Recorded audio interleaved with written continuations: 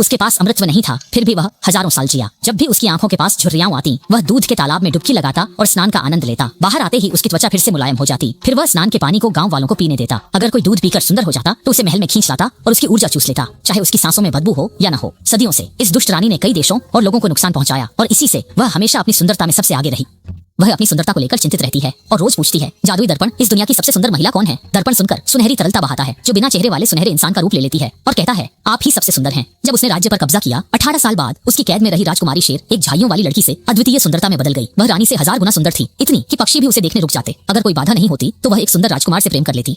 एक प्यारी राजकुमारी का जन्म हुआ। वह बड़ी होकर किसी सुंदर राजकुमार से प्यार करेगी और एक प्यारी संतान को जन्म देगी। लेकिन 18 साल पहले उसके पिता ने युद्ध में दुश्मन को हराया और जेल की गाड़ी में एक सुंदर लड़की पाई, जो अब दुष्ट रानी है। राजा उसकी सुंदरता से मोहित होकर उसे पत्नी बनाने का निर्णय लिया। शेर की मां के निधन के बाद राजा दुखी था। अब नई मां मिलने पर शेर अपने पिता के लिए खुश थी, लेकिन किसी ने यह नहीं सोचा था नई रानी सच में दानव थी। उसके आने से राज्य अंधकार में डूब गया। शादी की रात रानी ने राजा के सुरक्षा उपायों का फायदा उठाकर मंत्र पढ़ा और राजा को नियंत्रित कर लिया। फिर छुरी निकालकर राजा को मार डाला। इसके बाद रानी ने किले के दरवाजे खोलकर अपनी सेना को बुला लिया। ये लोग काले कवच पहने थे, जैसे राजा द्वारा पहले हराए गए दुश्मन की सेना। ये सब षड्यंत्र था, लेकिन समझने में देर हो चुकी थी। किले की सेना बिना तैयारी के हार रही थी। जल्द ही रानी की सेना ने किले पर कब्जा कर लिया।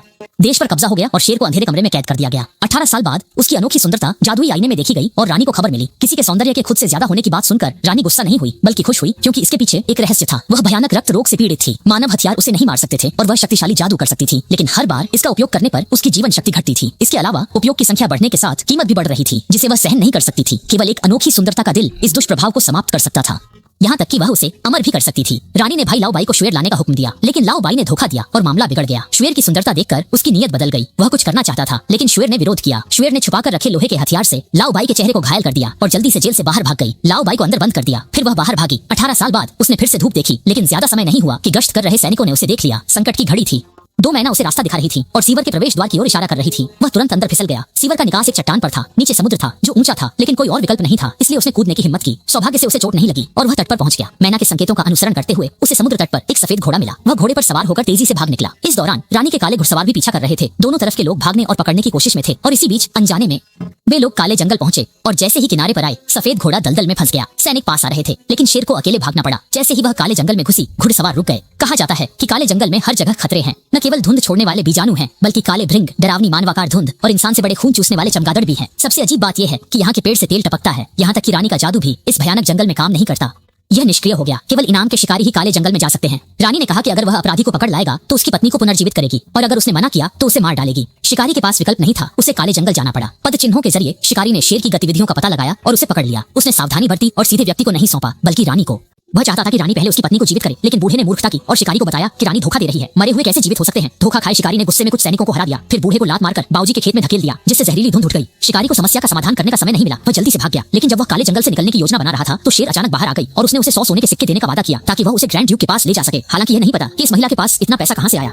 उसकी हालत देखकर शिकारी ने मदद का सोचा। जैसे ही वे लकड़ियों के ढेर के पास से गुजरे, कुछ अजीब लगा। ढेर अचानक राक्षस बन गया और शिकारी को दूर फेंक दिया। राक्षस से लड़ना मुश्किल था, इसलिए वे भागने लगे। राक्षस पीछा करता रहा। शिकारी ने बर्फी को पेड़ के पीछे छिपने को कहा और खुद मुकाबले के लिए आगे बढ़ा, लेकिन राक्षस ने उसे फिर से उड़ा दिया। जैसे ही राक्षस ने बर्फी पर हमला करने के लिए हाथ उठाया, बर्फी बाहर आई और जोर से चिल्लाई। आश्चर्यजनक रूप से राक्षस गुस्सा नहीं हुआ, बल्कि बर्फी की सुंदरता और साहस देखकर हमला रोक दिया और चला गया। रात में दोनों मछुआरों के गांव में रुके, लेकिन आधी रात को बर्फी को धुएं की गंध से नींद खुल गई, क्योंकि सैनिकों ने ठिकाना ढूंढ लिया था। गुस्से में मछुआरों के गांव को जलाकर उन्होंने सभी घर नष्ट कर दिए। शिकारी को फिर से स्नो फाइट के साथ भागना पड़ा। सुबह होते होते वे थककर जंगल के किनारे गिर पड़े। जैसे ही वे आराम करने लेटे, उन पर हमला हुआ। हमलावर 7 छोटे बौने थे। बौनों ने उनकी संपत्ति लूट ली और उन्हें पेड़ पर लटकाकर छोड़ने का इरादा किया। संकट में स्नो वाइट को अपनी असली पहचान बतानी पड़ी कि वह राजकुमारी है। उसने बौनों से अनुरोध किया कि वे उन्हें छोड़ दें और ग्रैंड ड्यूक के किले तक पहुंचने में मदद करें। बौने पहले विश्वास नहीं कर रहे थे।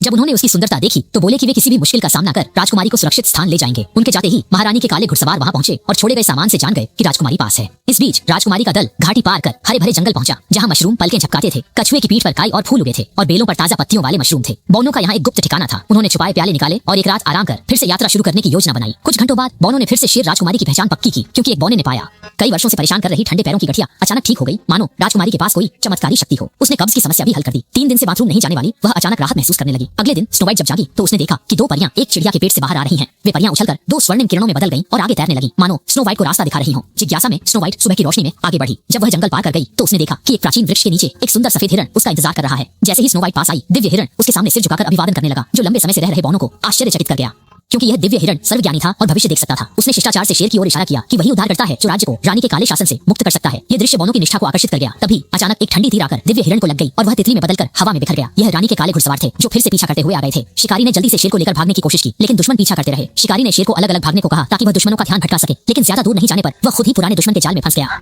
शिकारी बुरी तरह पीटा गया। उसका अंत निश्चित लग रहा था, पर ओल्ड ऑफ हाइट ने उसकी मृत पत्नी का मजाक उड़ाया, जिससे शिकारी गुस्से में आ गया। उसने ओल्ड ऑफ हाइट को पकड़कर पूरी ताकत से लड़ाई की और अनजाने में उसे मार डाला। महल में बैठी रानी को अपने भाई की मृत्यु का एहसास हुआ और वह दुखी हो गई। तुरंत खुद कार्रवाई करने का निर्णय लिया। इस बीच शेर के पास उसका पीछा कर रहा व्यक्ति उसका बचपन का दोस्त था, जो अब हैंडसम युवक विलियम बन चुका था। जब उसे पता चला कि रानी राजकुमारी को पकड़ने की कोशिश कर रही है, तो उसने तुरंत योजना बनाई और दल में शामिल हो गया। राजकुमारी को बचाने के लिए पीछा करने वाले सैनिकों को हराने के बाद सभी फिर से यात्रा पर निकल पड़े। विलियम के पास राजकुमारी से कहने के लिए बहुत बातें थीं, क्योंकि वे कई सालों बाद मिल रहे थे।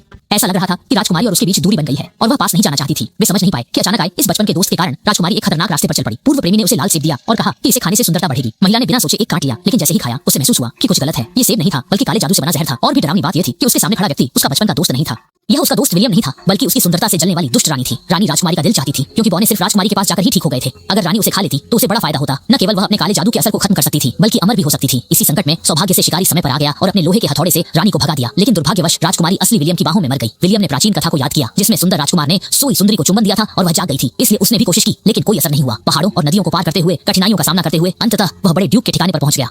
लेकिन अब राजकुमारी नहीं रही। शिकारी के लिए यह मानना मुश्किल था, क्योंकि उसने देखा था कि राजकुमारी ने कितनी हिम्मत दिखाई थी। भयानक राक्षस का सामना किया। दोनों को बोनो ने पकड़ लिया था और पेड़ पर लटकाया। फिर भी राजकुमारी ने कमजोरी नहीं दिखाई। उसने राजकुमारी को काले जंगल से बाहर निकाला था और रास्ते में दोनों ने एक दूसरे की मदद की। अगर कोई खतरा होता तो वह राजकुमारी को पहले जाने देती, लेकिन राजकुमारी भी उसे मदद देती। बाद में वह समझ नहीं पाई कि उसने राजकुमारी को लाने का कारण 100 सिक्कों के लिए था या कुछ और। शांतिपूर्वक लेटी राजकुमारी को देखते हुए उसने बहुत शराब पी ली, बहुत सारी बातें की, आंसू बहाए। अलविदा कहने का समय था। उसने धीरे से राजकुमारी को चूमा और चला गया, लेकिन उसने नहीं देखा कि राजकुमारी भी आंसुओं से भरी थी और धीरे धीरे जाग उठी। लगता है उसने शिकारी के दिल की बात सुन ली थी। कभी कभी राजकुमारी को जगाने वाला चुंबन राजकुमार का नहीं, बल्कि एक मध्यम आयु वर्ग के व्यक्ति का भी हो सकता है। कुछ समय बाद राजकुमारी पूरी तरह से जीवित हो गई। इस दृश्य ने सभी को चौंका दिया। सभी को और अधिक विश्वास हो गया कि राजकुमारी ही नियति की संतान है। वह लोगों को रानी के अत्याचारी शासन को उखाड़ फेंकने के लिए नेतृत्व करेगी। वह अपनी सेना को रातों रात लेकर रवाना हुई और अगले दिन सुबह महल के पास पहुंच गई। लेकिन महल 3 तरफ से पानी से घिरा था। केवल एक संकरी सड़क महल के द्वार और उसके दक्षिणी महल तक जाती थी। राजकुमारी को अचानक एक अच्छा विचार आया। उसे वह सीवर याद आया जिससे वह भाग निकली थी।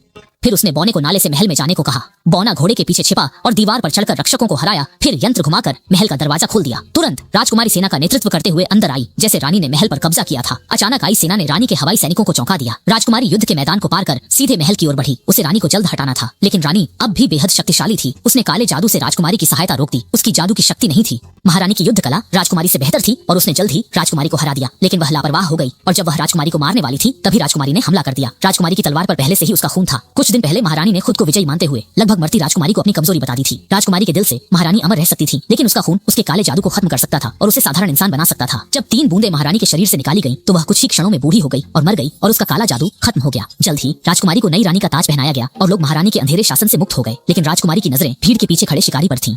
लगता है कि समय के साथ राजकुमारी का स्वाद बदलता रहता है। अब उसे सुंदर राजकुमार नहीं, बल्कि ज्यादा मर्दाना व्यक्तित्व वाले लोग पसंद आते हैं।